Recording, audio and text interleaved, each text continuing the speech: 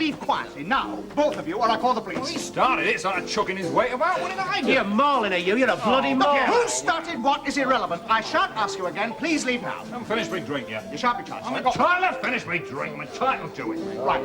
It's the police. Hey, look, can't we just sort this out? It has been sorted. We don't need the police. I'll be the judge of that. Hey, Fairclough, then. Councillor Fairclough. Oh, really? Look, it's all over and done with now, and there weren't much damage for Why bother, mate? He's made his mind up. I don't feel like stopping here anyway. I'm not budging, it's definite.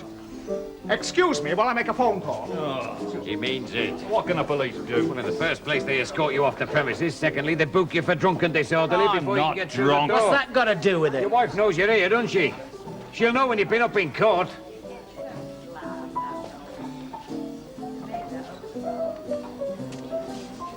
I'll see you again, Cocksparrow. No danger.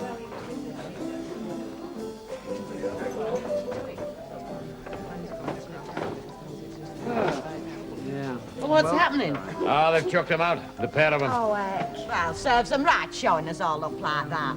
Well, it weren't all Ray's fault. I mean, it was 6 of one and half a dozen at t'others, weren't it? Do you think you could have a word with the manager, Jerry? That was the manager we've just been talking to. Yeah, I bet Rita could. She is, by the look of things.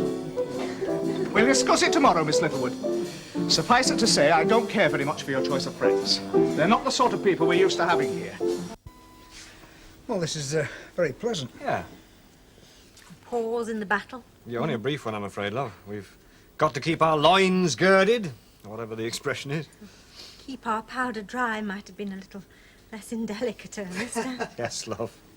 I've got to admit, you're a couple of very unlikely militants. You really are. Oh, why are we? Well, this cocoa and biscuits, hardly the fuel of revolutions. I'm sure Trotsky never came home from tossing his bombs, whatever, to cocoa and biscuits.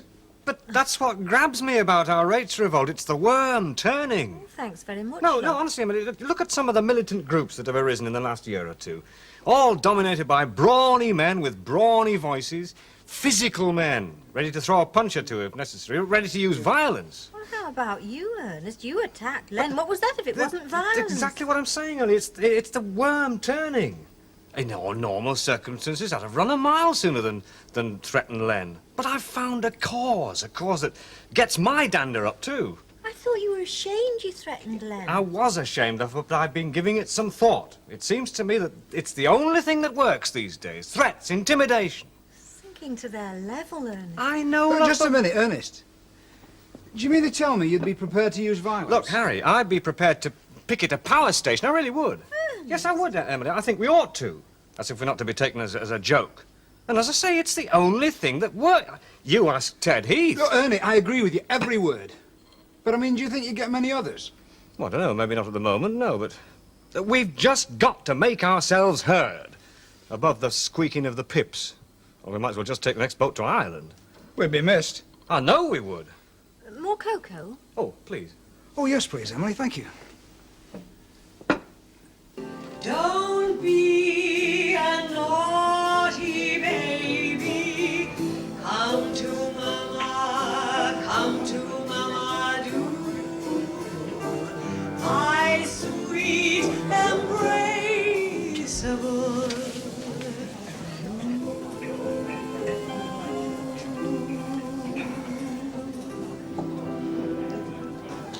Thank you. Quite a nice singer, isn't she? Not bad. Nice to have a gift like that. Must be. I mean, it sets you apart. As most of us is dead ordinary, aren't we? You can say that again. Oh, thank you. You're right. Oh. You all right, love? You keep asking me that. Well, you've got a funny expression on your face. More so than usual. Is it any wonder? Eh? Skippy. Hey, do you fancy another bottle of vino, you lot? Oh, no, not for me. I feel squiffy. Well, you look remarkably composed, if I may say so, Mavis. Major. Well, I think we'd better be getting home then. I mean, I've got to be up early in the morning. Oh, I don't care if I never go home, personally. Hey, you and me'll crack a bottle between us then, eh? Oh, so long as you don't take advantage of me after. I'm I'm not making any promises. I was hoping you'd say that. I'm glad to see you're all having a good time. Oh, yeah, we are. Oh, and hey, can I just say, I think that last song you sung was lovely. Thanks. It is me last, and all that's it for tonight. Did the manager say any more about that spot of trouble, Rita? No, I've an idea that'll come tomorrow. It was me that booked the tables, remember? Well, it was somewhat, you know. Yeah, not a drop of blood spilled. I was quite disappointed, really. I don't think it's funny, Ken. Not one little bit. You taking me home, then? Yeah. Oh, yeah, and me and all. Hey, we can have a duet as we ride home through the moonlight streets. That's all I need. I don't think she's very happy. Ah, she'll get over it. I hope she don't get the sack or anything like that. Me too. I don't know about that, but Langton's going to get his teeth kicked down his throat next time she sees him. Why should he? Pardon? I said, why should he?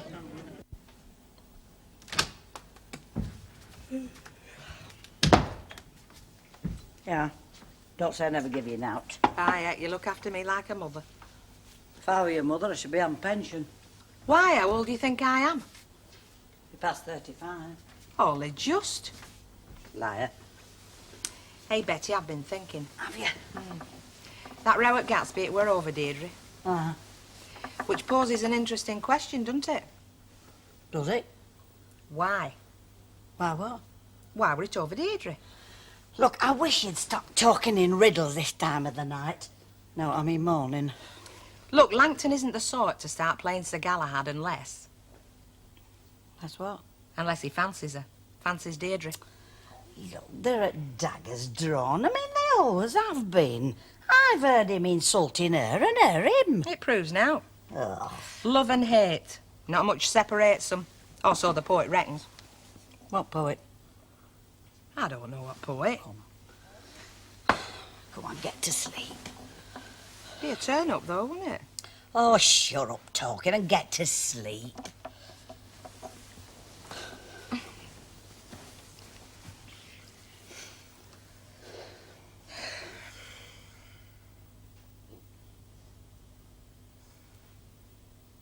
Hey, Bet.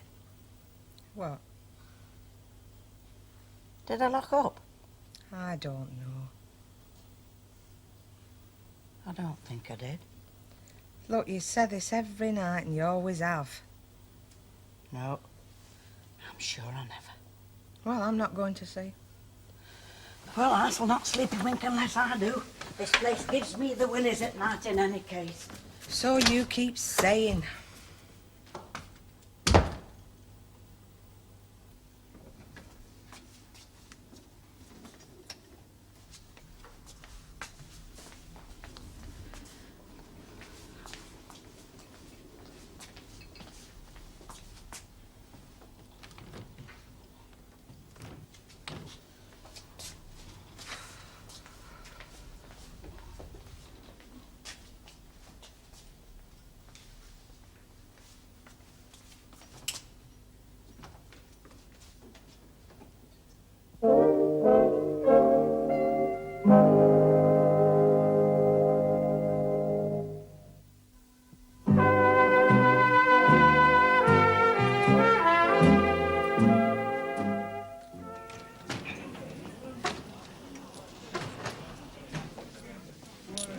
No, but it's a thought, though, isn't it, Petal? You reckon? Oh, all right, be like that. Doesn't interest me if Langton's sending you a dozen red roses a day. I've got news for you. What? He's not. Just you wait till I've got something to tell. I doubt it'll be very interesting to you. Hey, Bet, what are these doing here, love? Oh, I put them there. I found them on bar. Somebody must have left them behind last night. Could I have my usual, please? One usual coming up, love. I've only got £1 note. Oh, we don't take money for usuals, love. Just beer. Oh, you're being very good to me. No, just saying thank you for stopping with me last night, love. Did you sleep any better? Well, hardly a wink. Do you know, this place, it creaks just like an old rowing boat. Well, my wardrobe does every time I go past, and it still startles me, even though I know what it is. I know what you mean, love. Them glasses that you were looking at. Oh, do you know whose they are? No, only my friend had a pair just like them. My friend at Martha Longhurst. When you've a minute, Betty. Oh, yes. Just 3 pints, love. She won't serve us. Okay, love. Hi. Hi. Yes. No. Anybody been asking for me? Not a soul. Now, look, I've been delayed, so I'm still down at Butler's if anybody wants me, all right? Okay. Do you know, I reckon I were wrong. Dead wrong. Could be. There you are, lads. Oh, Thank you. There we are. Thank you. No, come on, Ken. You've sat on the fence long enough now. Let's have an opinion. Oh, it's a bit much, isn't it, with two councillors, and then one of them just bought me a beer. I promise I won't thump you, whatever Hey, you say. we've had enough of that. No, I'll tell you what, I'd rather talk about lane discipline on the motorways, which, as far as I'm concerned, just does not exist. Rates. OK, you've asked for it. Rates. You're right.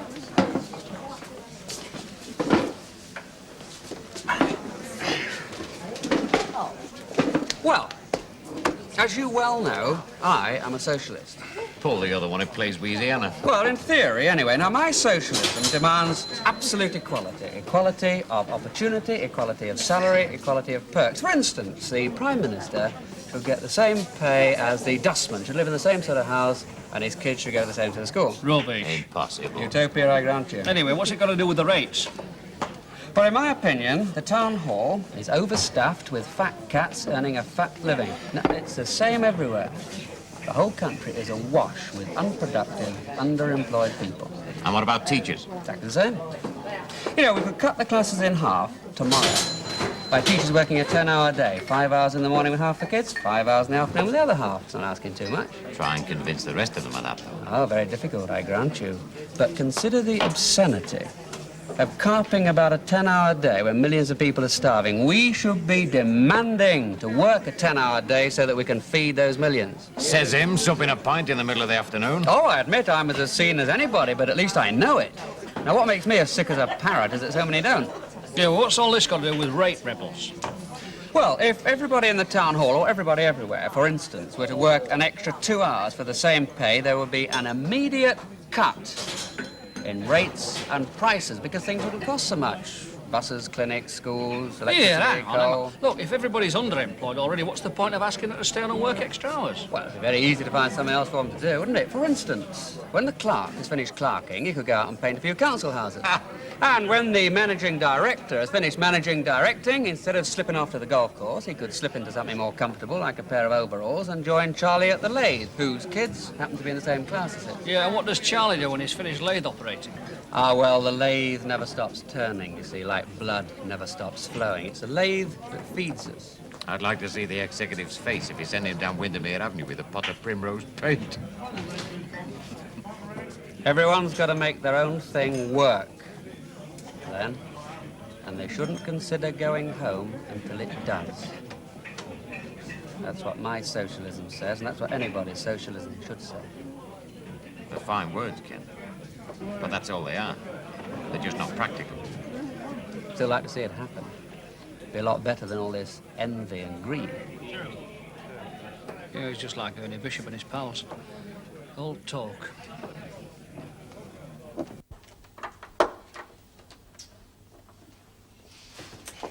Right, Ernest. I'll be the interviewer. Well, don't you think Harry should do that? I mean, he'll be more au fait with the sort of questions I'll get. I said I'll be the interviewer, Ernest. I always rather fancied myself on local radio. I think I'd be rather good. What makes you think that? Well, I think she'd be good at it too. Why? Well, she speaks fairly concisely. She's got a nice, friendly voice. Anyway, I prefer women on the radio to men, local radio anyhow. All right, you be the interviewer. Thank you.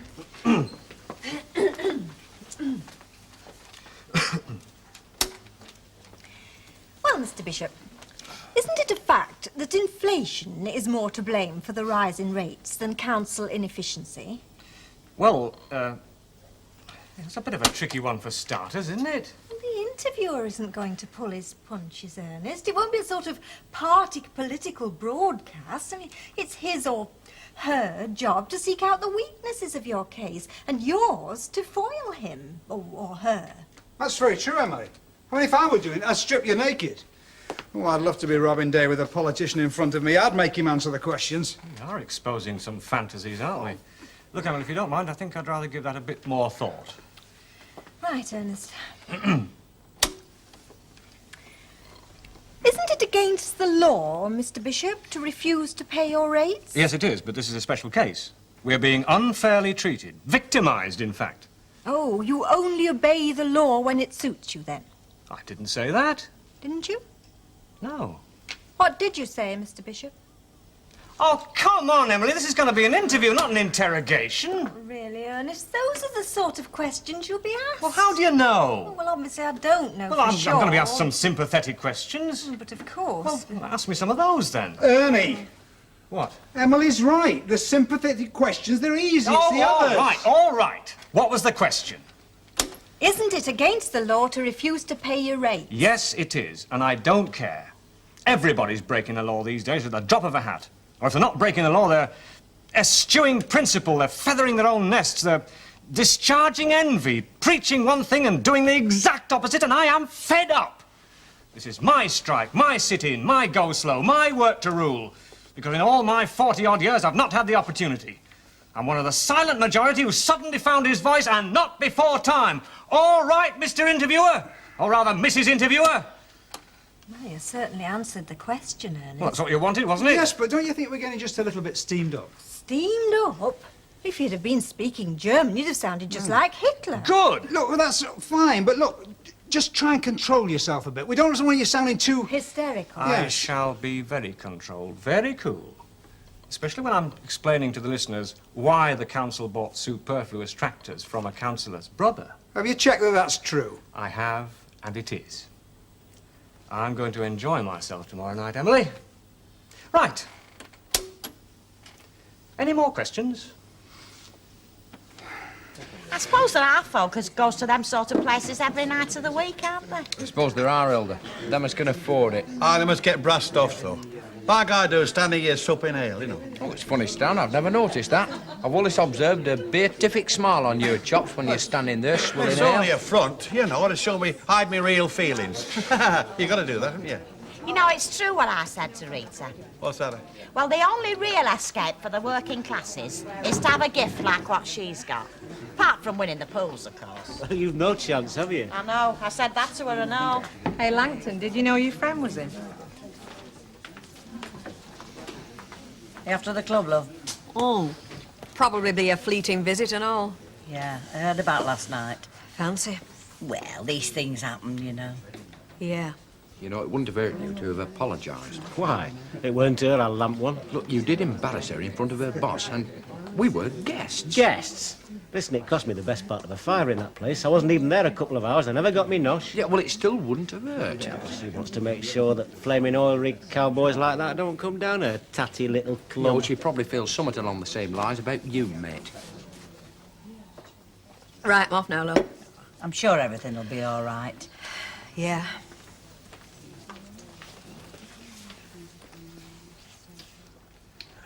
Raymond, Yeah? you're a lout. You know that. Well, if it makes you feel any better. It will, if I lose my job. Prince Charming to one, lout to another. Still, you can't win them all, Oh, can you, shut Ray? it, Lynch. All it took was an apology, that's all. You've still got no idea how to treat people, have you, Langton? No, only those I care somewhat about. And who would they be? I said shut it, Lynch. Evening, Mr. Lancaster. Miss Littlewood? Many booked for tonight?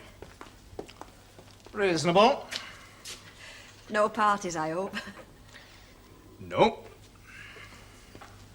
Look, you said you'd have something to say to me tonight. Say. I'd rather you get it over with.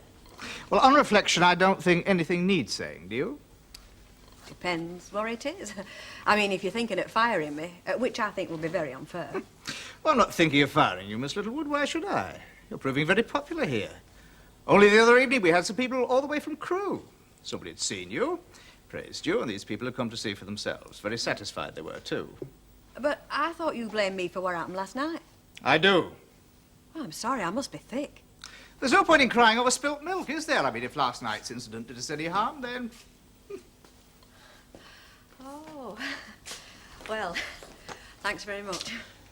However, I still find it rather sad that someone as talented, as attractive as you are, should be associating with that crowd. We're judged by our friends, Miss Littlewood, whether we like it or not. They're not bad, really. Just a bit boisterous sometimes. Well, if you take my advice, you won't make the mistake of inviting them anywhere else you might be working in future. How do you mean? Anywhere else I might be working in future? Your contract's only got another week to run here, hasn't it? Yeah, but I thought... No, Miss Littlewood, no. We only extend artist engagements in very exceptional circumstances. And I don't qualify. Perhaps yesterday. But then I didn't think about it yesterday. But you did today. Yes. Now, isn't it time you were getting changed?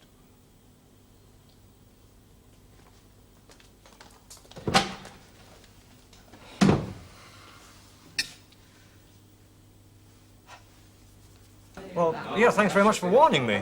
Very good of you. Thanks. Bye-bye. 2p in the box, please, Ernest. That call was to me. You had the convenience of the instrument, says Mrs. Ann Walker. It's extortion. It's absolute extortion. Just like them rates. Yeah.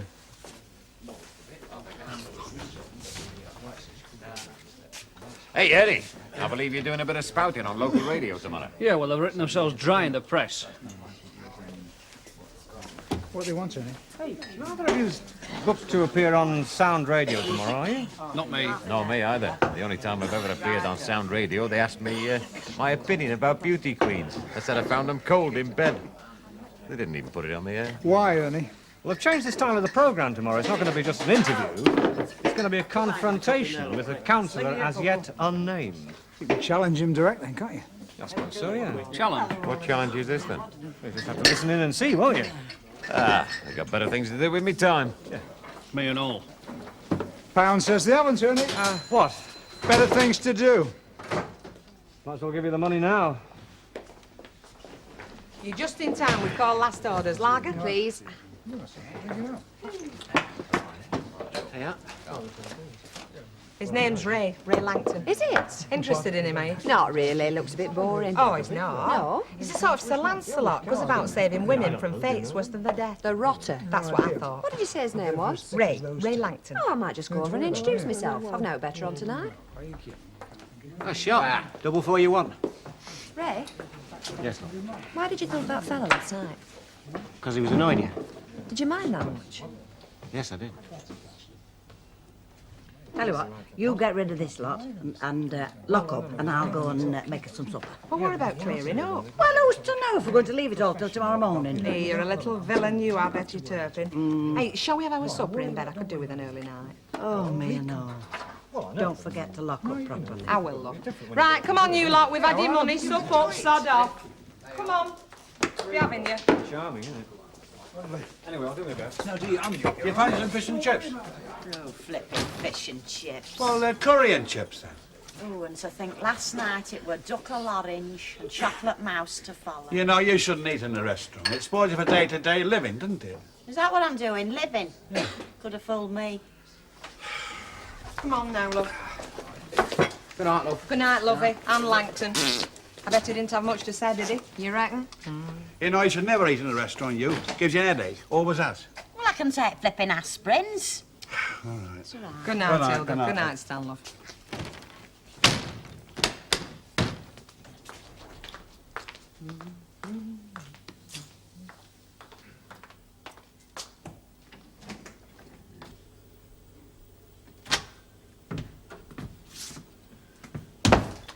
Hey, this is the life, isn't it, love?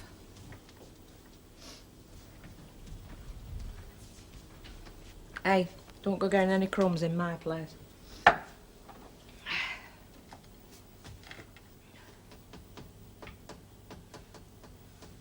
Shh. Hey? Can you hear anything? No. Thought I could.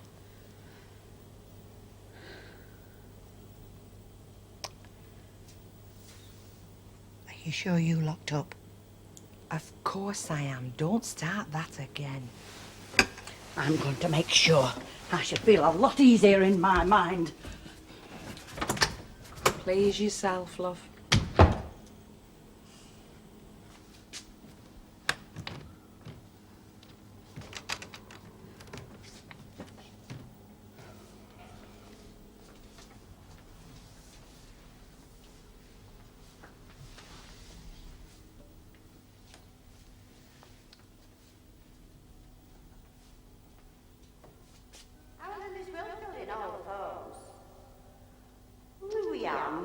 tonight.